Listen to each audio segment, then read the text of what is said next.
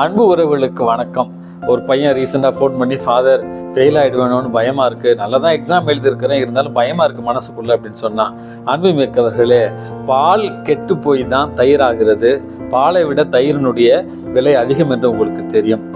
தயிர் கெட்டு போய் தான் சீஸ் என்று சொல்லுவார்கள், பாலடை கட்டி என்று சொல்லுவோம். அது தயிரை விட விலை அதிகமானது, உயர்வு மிக்கது. ரொம்ப நாள் கெட்டு போய் ஃபெர்மெண்ட் ஆகிற திராட்சை பழங்கள் தான் ஒயினாக மாறுகிறது அல்லது பழரசமாக மாறுகிறது. உங்க எல்லாத்துக்குமே தெரியும், திராட்சை பழத்தை விட திராட்சை பழரசத்துக்கு தான் விலை அதிகம். அதே போல கொலம்பஸ் அமெரிக்காவை கண்டுபிடித்தார்.